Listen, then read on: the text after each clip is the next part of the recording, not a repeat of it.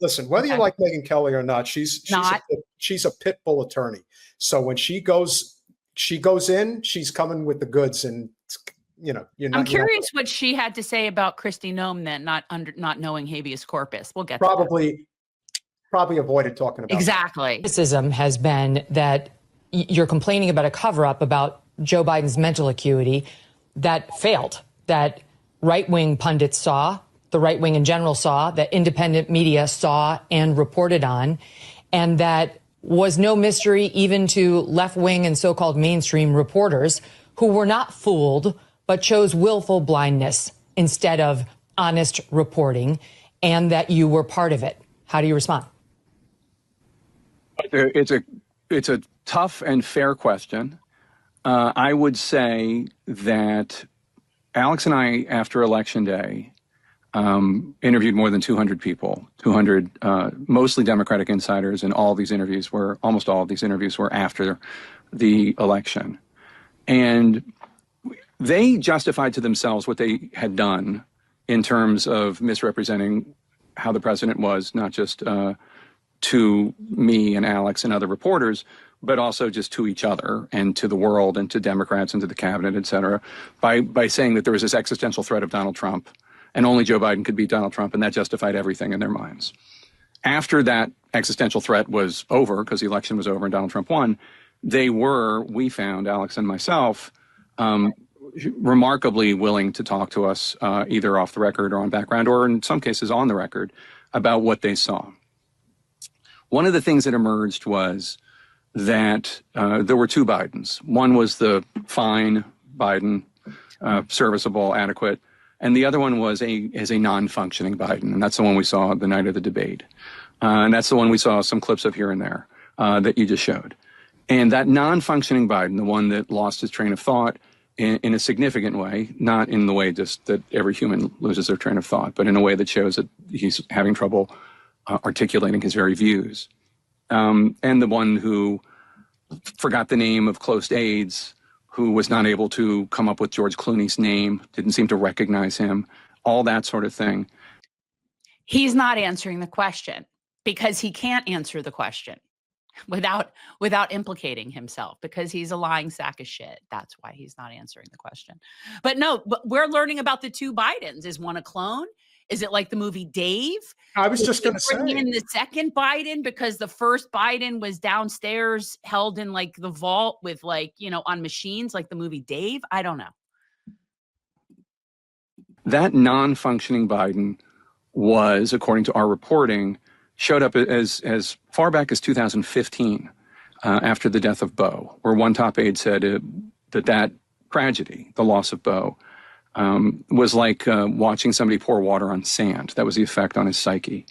And there were other moments, 2017, 2018, you hear her report, one of the reasons he came to that conclusion was because of the recordings they heard of Joe Biden in 2017 talking to his ghostwriter, in which he was similarly inclined.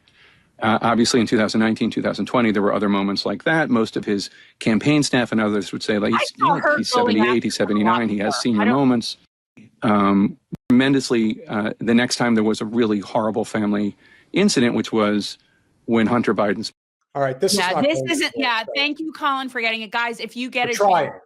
Yeah. No, it's fine. I don't know, but there was a portion of that interview where she kept saying, no, that's not how it went. No, and she kept stopping him and rebutting what he was saying. And it was really nice to watch. But yeah, no, that's fine. I mean, we don't need to show the entire thing, but that's I think it also it's what we've been talking about, which is they are going to try desperately to whitewash this as fast and furiously as they can, to make people forget how systematically corrupt the Democratic Party really is. Because they are. They're a systematically broken, corrupt Ask Joe Biden political party. to be transparent about his health records in an interview in 2020. I did ask him about the fact that voters thought that Here it is. He was not transparent at all. No. He promised you that he would be transparent about his health records, and then he wasn't. And when you sat with him again, including 1 month after the Jackie Walorski thing, you didn't ask him about it. You didn't follow up on the fact that he was falling up the stairs, that he was losing his train of thought regularly, that he was slurring, that he was incomprehensible, that he was getting lost on the White House lawn. You sat right across from him and you asked none of that, notwithstanding the fact that he had promised you he would be fully transparent about his health issues. You know as well as I do that there's a way of, you can say, hey, there's this poll on your age, or you could say, you just forgot that Jackie Walorski was dead. You asked where she was moments after watching a videotape tribute to her. You lowered the flags at the White House after she died. This happened 13 days before you sat with him. There is a way of pressing a man like that on the actual infirmities to bring it home to him and to the audience, and you didn't do it. It wasn't just that. I mean, you sat with him a couple of times in the course of his presidency, and these issues were not pressed. Well, there was at least that time, and then there was the time at the beginning. And but separate and apart from that, you covered the Biden's presidency. No. Let me just finish my point. You covered the Biden presidency. I had one okay, right. And it was 13 days after the Jackie Walorski thing. But you covered the Biden presidency aggressively throughout the 4 years, and you didn't cover mental acuity hardly at all. I mean, time and time again, when issues came up, you seemed to be running cover for the president. You didn't seem interested. Do you want to apologize to Lara Trump now? I've already apologized to her. I called her months ago. I feel angry because she was right. And not only did you not allow her to make her comments, but you seemed to try to humiliate her. You had a hostility toward the position, but she was totally right. And then you lectured her on how she was in no position to diagnose cognitive decline, which you guys do at length, including on page 4 of your book. You describe at length his cognitive decline, which is all she tried to do with you. But you had such a visceral reaction to her. Joe Biden has been saying stupid things for decades. Okay, I get what you're saying, but this minimizes it too, because it was more than saying stupid things. But I'm telling you, like over here in my ecosphere, we were covering all of these. It wasn't just falling down; it was getting lost. It was some of the stuff you report in your book. We knew, and we were reporting on, like the multi-jump cuts in the videos of him, where it was obvious he couldn't get through a 1-minute take, so they had to use those. It was clear to us that he was using teleprompter, and there was some reporting on that at the time, all of which the White House was denying. Now, with the current White House, I have some connections. With the Joe Biden White House, I had none, but you did. You did. And so while you've been in Washington 30 years, Jake, you guys, you and CNN have White House connections, but there was no effort, none to get to the bottom of this. And now for you guys to write this book, like there was a cover up. It's like there was a cover up and there was an attempted cover up. It could only ever work if you allowed it. It's not an attempted cover up. It was. Well, no, it failed.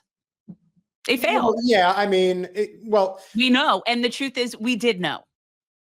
That's why it's so stupid for him to try to sell a book telling us what we already knew and totally like implicating himself for contributing to the problem. Like, what an idiot. Like, and honestly, someone who could sit there and make me like be cheering for Megyn Kelly, you've got to really wonder. But she was putting him rightfully in his place. And you know what? Serves him right.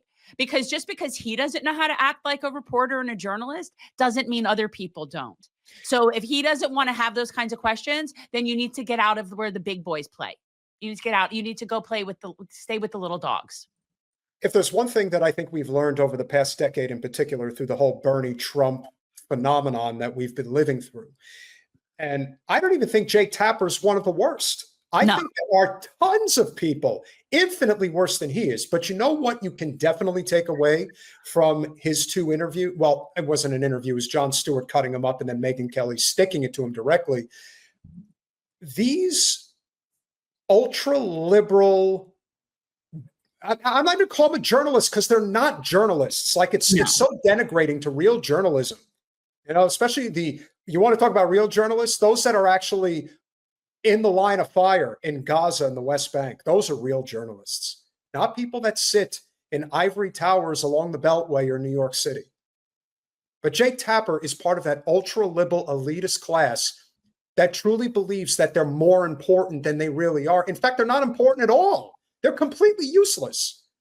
And they come out and he writes a book. And let's take it a step further. That's what makes him bad, though. That's the part, is that he's now trying to profit on it. So it makes him just that much extra.